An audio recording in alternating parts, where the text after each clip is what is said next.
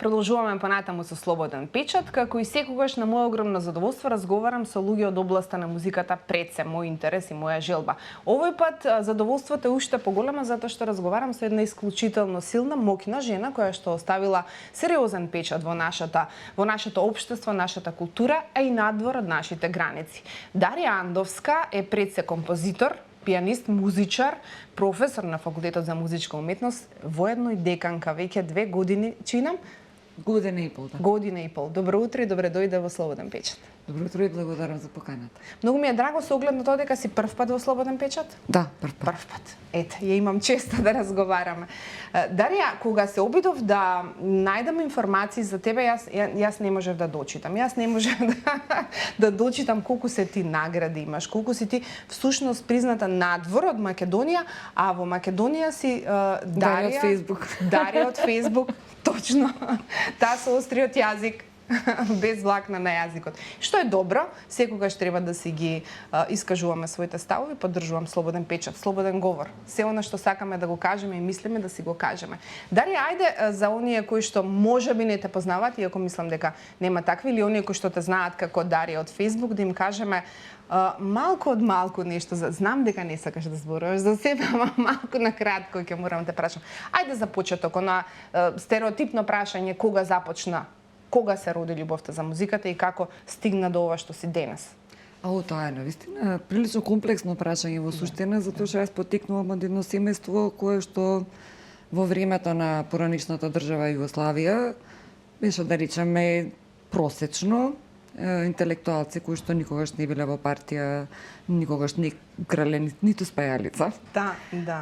Јас немав инструмент дома, значи не сум родена во такво семејство кое што некако би наложила таква насока на мојот развој. Се сеќавам дека во градинка си ги редев тие дрвени полукружни и на нив свирев клавир. Првата љубов ми беше балет и водев на балет. И еден ден бевме со семејството во Охрид, кај едни наши роднини кои што имаа во куќата во Охрид концертен клавир. И мене ми беше забрането да свирам. Забрането ми беше да го допрам. Концертниот клавир. Тука е предизвикот се родил. И едно утро се станав јас, додека сите спиеа, и свирев. Ама бидејќи не знам што да свирам, си измислив мое. Па си додадов, па си ставив педал, па си повторив, па уште нешто си додадов, мајка ми се симна по скалите. Кој свири? Не можам да лажам дека не сум ја, пошто сум ја, нема никој друг. Дарија, ти свираше? Да. Што свираше? Ништо. Како ништо? Можеш ли да повториш? И јас повторив и мајка ми, бидејќи она беше љубител на музиката, се одушеви и на патот од Охрид до Скопје со легендарниот стокец на татко ми, ги молев да ми купат клавир. И татко ми беше додуше многу попаметен и понапреден во размислувањето, ме понуди да ми купат компјутер и синтесајзер. Во тоа ама јас бев не, клавир сакам. Класика. И бидејќи толку многу инсистирав, а ја во меѓувреме и цртав, идев на надпревари, добивав награди, тогаш имав околу 8 години. Мајка ми викаше, значи ти имаш многу интереси, не е ова клавирот, не е нешто што ние ќе ти го купиме, ќе се позанимаваш некое време и после можеш да го забателиш, што е реално многу скапа работа. Така. Не, јас ветувам дека до крајот на животот ќе го користам клавирот и луѓево има некоја животна заштеда од 2000 марки тогашни. И најдоа некој човек кој што го продаваше пијаното затоа што се сели. И го поканија кај нас дома, кога му кажа дека има 2000 марки, он рече, па ако не па да ви го подарам пијаното, пошто да. А сестра ми ужаш уште помалечко од мене сватила дека тој реално ќе ни го подари пијаното. И толку се израдува што огушна, што човеков се трогна дека во вакво семејство ќе го остави клавирот и ни го даде на вистина за 2000 марки. И од тогаш ја го чувствувам и како емоционална обврска дека треба да работам со клавирот. Го имаш тој клавир се уште? Уште е тој клавир со мене, тој преживеа и пожар, се што преживеа. Браво. И од тогаш ми е првата композиција и понатака продолжив да компонирам. Значи од 8 години навака јас редовно компонирам. Сега официјалното образование. Официјалното, значи, доцна се запиша во нижото музичко, затоа што нели доцна имав инструмент, па беше проблем дали ќе ме примат затоа што деца влегуваат на 5-6 години, јас веќе имав 9 години. Но наставничките констатирале дека ова дете ќе биде или композитор или диригент. Имаше тука еден проблем кога нас не изгоре станот, тогаш јас бев 6-то до 7-то одделение, имав 12 години. Немав цела година, немав каде да живеам, немавме ние општо каде да живееме, немавме што да облечеме. Ја немав каде да вежбам клавир, па си имав нацртано клавиатура, па вежбав на маса. И тоа е на тој испит клавир, затоа што знаете, во нижото музичко музичарите имаат испити од кога ќе влезат во нижото музичко до крајот на животот имаат испити. Тој испит клавир, после таа година вежбање на маса, ми е единствената четворка во животот. Ја толку многу се разочарав, затоа што четворка тоа е. Не сум најдобра. А во меѓувреме идев на надпревари, математика, цртање, за се ми интересираше. Да не речам и се ме биваше. Реков. Не скромно. Речи си. И отидов да си ги соберам документите со солзи во очите, ама ако јас во ова не сум најдобар, имам многу друго со што би се занимавала. И ме сопре една од наставничките, Павлина Ничевска, ме сопре кога ме виде, каде идеш ти да си ги земам документите, ме седна, пошто ја цела во солзи, драма, четворка имам. Трагедија. И ми објасни дека не морам да бидам пианист во животот, дека можам да бидам и композитор, и диригент, и музиколог, и етномузиколог. Има многу професии во музиката кои што незадолжително се поврзани со тоа да бидеш пианист. Но јас инсистирав и она ме фати на слаба точка. Во тој момент јас после пожарот бев обседната со тоа да знам колку што можам повеќе, затоа што не знам што ме очекува во животот и морам да се снајдам во било каква ситуација. И она ме фати точно на тоа, ми рече не знаеш во животот од што ќе заработуваш леп. Од кај знаеш, може треба да имаш завршено нижо музичко за да држиш часови од клавир и од тоа ќе преживуваш. Така. И јас тогаш, констатирав, ова има логика. Тогаш во ред ќе завршам нижо музичко, ама толку. И во меѓувреме ми се смени наставникот по пијано и мене ми се врати љубовта, но упорно не ме пуштаа да отидам на клавир ниту во средното музичко. И тука имаше една широка дебата дали воопшто се запишувам во средно музичко. Јас сакав да идам паралелно гимназија со средно музичко, затоа што нели општо образование е многу важно. Многу важно. Се е многу важно за да се преживее, лик како тебе. И ми забрани од средното музичко, ми рекоа таков талент како тебе не смее да се троши вамо и таму, или само тука, или не ти ги даваме документите, или не може да, ако ти идеш во гимназија не можеш да бидеш тука. И јас си ветив себе си и си го исполнив ветувањето дека јас ќе учам во музичко, ама ќе учам и се што учат во гимназија, нормално без оптеретување во смисла дека некој ќе ми спрашува. Ама се учев филозофија, се учев психологија, се учев хемија, се читав физика. Многу ми беше неопходно да се го одржувам мозокот свеж, затоа што малку ми беше ограничено да се фокусирам само на музика, иако тоа без никаков проблем го владев, но не ме пуштија да се запишам на клавир. Повторно бев во теоретскиот дел и тоа ми беше голема травма, зошто не сум пианист, а јас свирев програма која што Симон Трпчевски во исто време свиреше, значи тука бевме горе-доле на исто ниво. И во втора година средно, истава ова наставничка Павлина Нечевска ме прати кај мојот професор по композиција на факултет Гоце Коларовски. Јас од тогаш почнав да работам со него композиција и тогаш сватив веќе дека ова ми е правецот. И во четврта година средно истата наставничка ме праша каде ќе се запишеш на факултет, реков на композиција. Сега сваќаш зошто никогаш не те пуштивме да бидеш пианист. Ама добро е тоа препознавање од толку малиност. Браво. Секоја чест и за наставниците таму и покрај тоа што беше навистина многу тешко и психолошки и емоционално да се издржи за правилната навигација. После дипломирав тука кај професорот Гоце Коларовски композиција, во меѓувреме станав демонстратор на факултет, па после тоа асистент, па се запишав на магистарски тука, за жал професорот почина во меѓувреме, многу млад, на 47 години. Не можев да најдам замена за него, сакав да магистрирам, бидејќи готова ми беше магистерската, сакав да магистрирам без ментор, не ми дозволија. Па добив награда во Швајцарија за една композиција и швајцарците решија дека тие ќе ми платат авионски билет и ќе ми обезбедат смештај да дојдам на приемен испит во Швајцарија. отидов таму. Таму магистрирав. И таму живееше едно време. Таму живеев Да. 2,5 години. Сакаа да ме задржат после магистирската, затоа што магистрирав со магна кум лауде. Сакаа да ме, и тоа во рекордно време, што за нив е многу невообичаено, сакаа да ме задржат како доцент на Цюрхер Hochschule der Künste. Но е, бидејќи јас имав родители кои што беа прилично болни и многу пати се јавав на брза помош од Цирих во Скопје. Да, јасно. А заради тоа се вратив назад. За неверица му беше тоа на тогашниот шеф на катедра Феликс Бауман, вика, вие балканците сте шлакнати. Да. Значи, тука ќе имаш прекрасна работа, ќе имаш многу убава плата, донесе си ги родителите тука, ќе имат прекрасно здравствено. Да. Но не можев на него да му објаснам дека тоа се возрастни луѓе кои што се болни, кои што многу си ја сакаат својата фотелја, своите серии, па гранапчето во зграда на кој што можат да им се јават, да им ги донесат намирниците, бидејќи инвалиди не можеа сами да се симнат. И заради тоа се вратив. После тоа се запишав на, прво се запишав на докторски директно на Харвард, каде што добив и стипендија.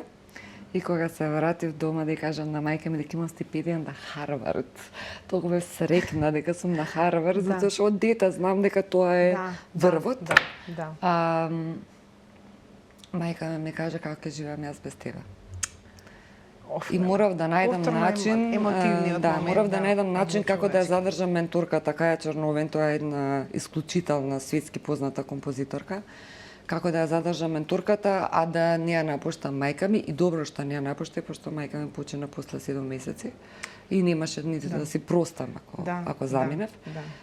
И поврзав со студиите тука во Скопје, значи со ментор од Харвард, но за жал во Скопје и покрај тоа што докторската ми беше завршена, уметничкиот дел заедно со менторкава, имав доволно обструкции и покрај тоа што ми беа платени комплетно студиите, се беше завршено, имав обструкции за да не ја добиам титулата. Доктор, но се надевам дека понатакот, кога ќе ми заврши мандатот за декан, сепак ќе успеам да се добиам титулата доктор, за да не злоупотребувам службена положба. Сигурна сум дека ќе добиеш. Познавајќите тебе, ураган, нема шанси. Кажи ми, некако ме инспирира муабетов да те прашам вакво нешто. Жалеш ли за нешто во животот? Нешто што не си го направила или можеби погрешно си го направил? Па сега и минатовото лето бев во Швајцарија, имав премиерна извадба на 4 нови композиции. И се вратив во Швајцарија, нели после короната, редовно се враќам во Швајцарија, зашто тоа мене ми е веќе вториот дом, имам многу пријатели кои што ги чувствувам како многу блиски роднини, затоа што нели роднините се луѓето што ги бираме, не секогаш се тие по крв. И првпат почувствував дека го сакам мирот во Швајцарија. Веројатно бев премногу жешка глава кога отидов. Сега многу ми се допаѓаше тоа што е се беспрекорно организирано. И тогаш ми се допаѓаше, само што ми беше малку досадно. Ние сме тука навикнати на многу адреналин, на многу случувања и кога се е средано, просто немаме доволно проблеми, не сме сретни. Нема што да те движи. Да. Но сега си реков, можеби не требало да избрзам со одлуката да се вратам назад во Скопје, но откако пак помислив, си реков, пак би го направила истото, сигурно би го направила истото.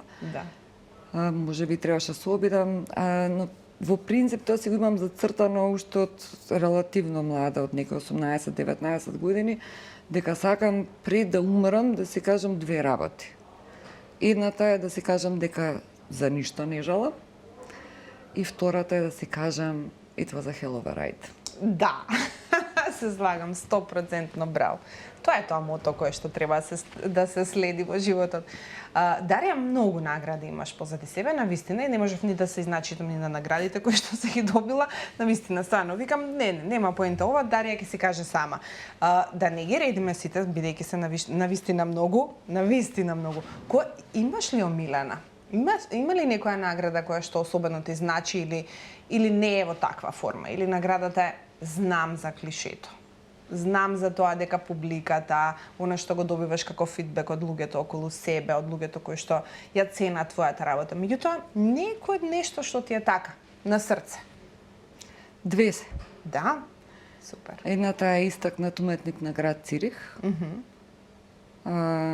што е потврда за квалитет, затоа што јас навистина не сум резидент на Цирих. Ама сум оставила за тоа кратко време во Цирих доволно голем печат за да бидам истакнат уметник на град Цирих, за разлика, например, ева од Скопје. Не си во Скопје. И во Да се Скопје и во подзамислиме. Македонија сум бари од Facebook. Да. А другата награда е првата награда Виртуоз Христос. за најдобар композитор во Македонија.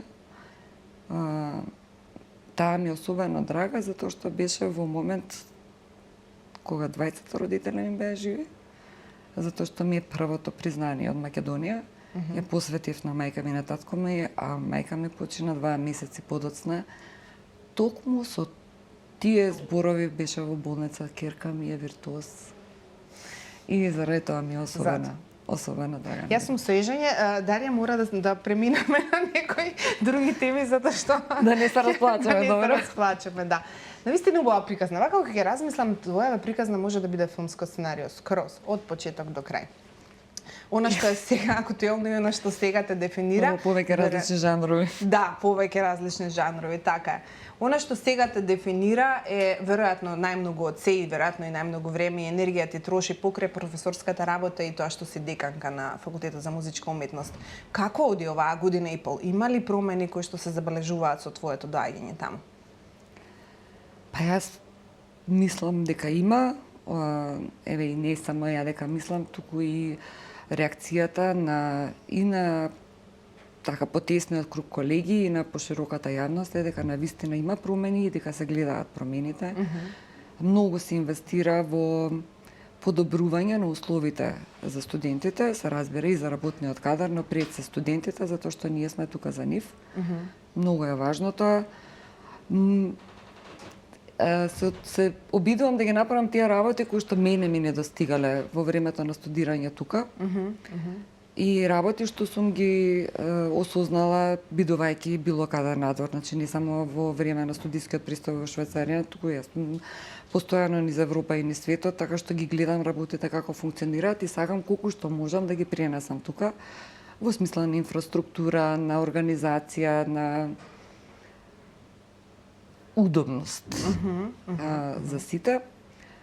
Се трудиме да се поврзаме интернационално и тоа сега за сега не успева, да им овозможиме на студентите многу повеќе комуникација со светот надвор, затоа што е многу важно надвор да се измерат силите. Многу е лесно во Македонија да се биде голема риба во мала бара, освен ако не сте Дарија од Facebook. Ама е многу важно за личниот развој да се излезе во светот, да се види до каде се светските трендови и светските текови и каде јас сум во сето тоа, колку ми треба понатака да напредувам. Потпишани се меморандуми за соработка со многу факултети и од регионот, па дури од Европа. Работиме на тоа да донесеме и студенти од Европа кај нас, за да се подигна нивото на комуникација пред се. И со тоа нели да се подигне нивото и на инфраструктурните решенија. Например, направивме нешто сосема ново, тоа имаме соба за релаксација за студентите. Јас додека студирав, сакав да имам едно полско кревече, бидејќи минував минимум 12 сати на факултетот. Направивме соба за релаксација, тама има lazy bags, има пилатес топки, има пинг-понг маса, има тейбл фудбал. Сега добивме и донација белетристика од Арс Ламина, значи децава да читаат. Имаат монопол, имаат шах, имаат табла, имаат карти, имаат нивен звучник со Bluetooth, каде што може тие да си пуштаат музика. Го отворивме повторно бифето, каде што може студентите да си плаќаат со картичката за студентски оброк. Бифето е со многу пристојни цени, бидејќи го води наш поранешен студент кој што точно знае која е динамиката на студирање. Прв пат, значи кај нас постои балетски оддел од 2011 година, прв пат имаме наша сала, че направивме балетска сала, која што понатака ќе се користи и за термини за јога. И за вработените, и за студентите. Браво. Да, па особено е важна јогата за сите кои што свират инструмент, затоа што секако има некои искривување во телото со било кој инструмент да се занимаваат. Па дури и пеачите, за нив јогата е важна за постурата и за дишењето. Така, така. Донесовме нови клавинови 4 купивме, за да ако немаат простор за вежбање, да имаат каде да седнат и да просвират, да не го губат времето, нели ако не играат пинг-понг горе. Сега во процес изработка на дигитален распоред, каде што тие ќе можат онлайн да проверат која просторија е слободна, да се резервираат, да не доаѓаат да чукаат по сите простории. Се обидуваме да купиме нов инструмент, најновото концертно пијано на факултетот е постаро од мене, што е вака трагично. Да, тоа е податок кој што шокира, дефинитивно. Подпишани се, како што ви кажав, многу меморандуми, отворивме нова катедра. Во процес популарна музика, да? Да, направивме нови акредитации на постдипломските студии. Тоа се баш продуктивни промени, нешто што баш движи напред. Браво. Да. Одлично. Сега сме во процес да направиме акредитација на англиски јазик за постдипломските и докторските студии и нова акредитација за програми на додипломски студии кои што ќе бидат во текст со современите барања на пазарот и кај нас и во светот. Сега, морам едно прашање. Обично кога ги имам за гости твоите колеги музичари, дали се од ФМУ, дали се само концертни изведувачи, секогаш сакам да прашам ова.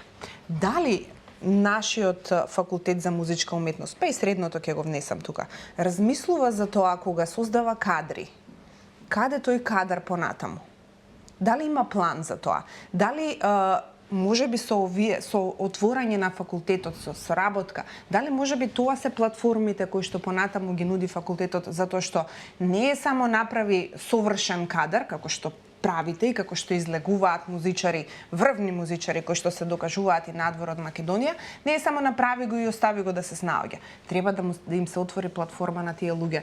Каде би можеле понатаму? Македонија знаеме колку е можноста. Не може сите да свират во филхармонија или во опера и балет, како да е. Значи тоа се можностите на Македонија. Не се тоа можностите. Не се само тоа можностите. Не се само тоа, да. Значи тоа отварање кон светот покажува дека не сите треба да зависиме од државата. Воопшто не треба да зависиме од државата, туку да се покажат кои се можностите како ти, на пример, да си оформиш сопствен ансамбл, како да добиеш средства, како да го менаџираш тоа, како да живееш од сопствениот ансамбл. Значи тоа не значи дека задолжително сите треба да се врзани со државни институции. Сега се веќе 3 големи ансамбли, нели?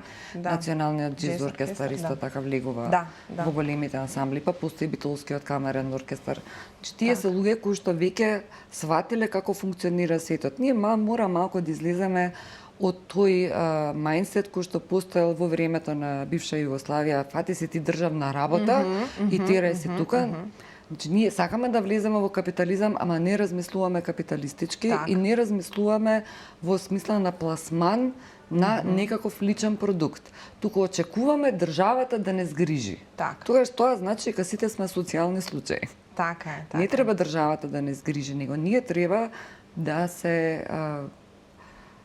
екипираме, да се наоружиме со знаење, да си ги развиеме сите можни способности за да си оспособиме и да си направиме себе си пласман и платформа и тука и надвор во светот. Че јас кога отидов во Швајцарија, мене ми избрха од час. Зошто дали? Затоа што коригирав професорот. Професорот не беше во право. И си излегов на табла и обяснив зошто тој не е во право. И он ми избрха од час, затоа што бев во право, не знаеше што да одговори. И после тоа колегите ме праша кај сум студирала. И ми рекол во Скопје. Само во Скопје? Со тук таму некои мастер класи, само во Скопје. Ти си дошла тука ти да се фрустрираш или нас да не фрустрираш? Тоа е тоа. Че знаењето кое што може да го добијат студентите доколку се спремни да акумулираат е навистина големо и тие можат да се носат рамо до рамо со било кој во светот, ама треба тие самите да инвестираат во себе. Тоа, дали тоа ги учите? Како да го прават тоа? Како да бидејќи не го има секој тоа што го има Дарија, нели? Мора да се сложиме, не секој го има тоа во себе. Таа борбеност, тоа, значи на некој му треба да го поттурнеш, ако ништо друго барем да му го покажеш патот. Како да изменаџираат со сето тоа? Не е дека Дарија била родена ваква, на Дарија е сплетот на околности Да, и се да. случиле кои што ја натерале Да. свати дека да, треба да се бориш и да, треба да си достоинствен во борбата. Тоа не може да се научи на факултет. Единствено што јас можам да го направам е со личен пример да покажам дека можат работите да бидат и поинаку и дека ништо не ве спречува. Или Да. ова е најлесно на англиски да се каже, се извинам, the sky is the limit. Така е. Дека ништо не може да ве ограничи. Само треба да инвестирате во себе. И тоа им го кажам. Тоа го кажувам се, например, воведовме нешто што е воведен час. Првиот академски час порано беше само концерт, едно време воопшто го немаше. А сега имаме како Orientation Day. И тоа им го кажувам секогаш, тоа што мене ми го кажал мојот професор по композиција, дека знаењето е едно огромно богатство кое што нема тежина, ама многу ќе ти олесни во животот. И многу врати ќе ти отвори доколку располагаш со него. Значи секој ден купувајте знаење, секој ден екипирайте се. Сега проблемот на современието и тоа што ги деформира умовите на младите луѓе се социјалните мрежи, тие толку време губат со скролање, а речникот го имаат изгубено затоа што се користат со емотикони. Така е, се сложува. Изгубиле навика на читање, изгубиле навика на концентрација. Да. Нивната концентрација се сведува, речиси, секаде на по-песна од 3 минути, а сега дури и помалку. На минута и пол, Нема значи одма првата скролање. строфа и референот. Толку да се нема. Тоа е систематски проблем и не е само кај нас, него е во целиот свет. Значи треба човек на вистина да го свати својот живот, затоа што е еден единствен, Така. многу сериозно и своето време го свати многу сериозно и да го искористи максимум. Тоа не значи дека не треба да правиш шеги на своја сметка, напротив. Апсолутно. Но да свати дека толку ни е дадено, 70 години, дека од тие 70 години треба да се извади максимум. Да се извади. Ама морам да потенцирам дека личниот пример е веројатно нешто што најмногу вреди од целото образование, кога ќе можеш ти на студентот да му покажеш со личен пример како треба. Има ли повеќе од тоа? Од да, тоа да јас му кажеш кога ќе- прочитај го ова, па научи си. Не, види Не. како треба, па Па кога пробај ми да се го направиш. пожалат, кога ќе се случи нешто, вака ми е, така ми е. Ајде седни. Ајде да видиме да ти што ти е, кажам. како ти е. Никогаш не им кажам дека нивниот проблем е мал. Да, Секој да. проблем е доволно голем. Така, Но дека какви начини постојат, како јас сум се справила во слична ситуација, и кога ќе видат дека има поголеми и потешки проблеми и дека постои начин, многу поинаку реагираат. И јас сум многу среќна што студентите имаат доверба да ми се обратат за било каков проблем, значи не само врзан со наставата. Така. Ајде сега малку за она што е во блиска иднина денови на македонска музика. Овој викенд се случуваат. Ќе слушаме твои композиции конечно? Една. Една композиција. Добро. Да, конечно, бев ставена малку на стендбај од Сојузот на композитори, но тоа нормално не прави некоја голема разлика во мојот професионален живот. Да, сега оркестарот Профундис со маестра Ѓургица Дашич и со солистката Фана Спирковска ќе изведуваат конечно Дамар. Дамар имаше светска премиера 21 година во Белград, го прошета цел свет. Да. Да. И еве конечно ќе дојде во Македонија. Да, македонската публика прв пат ќе има можност да чуе. Во живо, да. Во живо, да. Одлично. Знам дека тоа ќе биде убаво, јас ќе се потрудам да бидам дел од тоа и да го чујам во живо. Сега, кога веќе го спомена шетањето на светот. Ајде малку приводно за тоа каква е Дарија и она што еве со народен вака, како што зборувавме и пред емисијата, народски речник, што е она на кое што си навлечена, што е она што Дарија најмногу исполнува во слободно време, кое што понекогаш пробува да го уграти и го добива. Шетањето светот во мала рака Дарија. Светот. Тоа веројатно ми останало од татко ми. Татко ми има кажано дека тоа е единственото нешто кое што ти останува во животот. Зашто и да потрошиш пари, ќе се расипе, ќе го фрлиш, ќе остари. Ама дека патувањата се богатство за душата и дека во тоа треба да се инвестира. И јас навистина во тоа инвестирам. Имав среќа да добар дел од патувањата ни светот, особено цела Европа, па додуше и Азија, и Русија, и Кина, и Азербејџан, такви некои чудни земји. Сум ги прошетала професионално, со тоа што значи платено ми е сега, само треба да се појавам, тоа е прекрасно. Еден од убавите аспекти на мојата една од моите професии. Но откако веќе сум прилично самостоен, финансиски самостоен човек, инвестирам токму во патување баш поради ова, затоа што тоа е богатство за душата. И гледам да отидам на места кои што нема да ми ги повторат, например, европските архитектури, згради, европското доживување, затоа што во Европа, освен во Португалија и во Англија, па речиси се сум прошетал. И си прошетал. Добро, ајде нема да прашам. Да, нема да прашам која е омилена локација до сега, него која е следната која што не си ја посетила, а ти е желба да ја посетиш. Нью Йорк. Да? Не си била Нью Йорк? Не сум била во Нью Йорк. Еве, до сега никако вака ургански чувствувам дека треба да одам во Нью Йорк. Имаше многу интересна ситуација, имав една цимерка во Швајцарија, токму од Нью Йорк. И разговаравме за тоа, ако се селам, ако останувам, дали Европа, дали Америка. И една ме вика, ако се селиш во во Америка, треба да се селиш во Нью Йорк. И јас одушевена, зошто викам во Нью Йорк? И ми кажа, you're a natural born New Yorker. Така изгледаш. Јас ке ти посакам пред се многу здравје, понатаму во животот, успесите да не застанат, а и нема да застанат, како што реков, жена ураган која што граби пред себе. Не знам, да се гледаме на концерти, да излегуваат деца од факултетот за музичка уметност, да излегуваат нови таленти, да се шири културата, да се шири талентот на секаде во светот. Она што го правиш ти, нека остане во аманет на многу генерации после тебе. Се надевам дека така ќе биде. Ви благодарам за покана. Благодарам за одвоеното време. Дарија, се гледаме во наредна прилика. Вам, како и секогаш, ви благодарам на одвоеното време да следите Слободен печат. Препорачувам да останете секогаш со нас.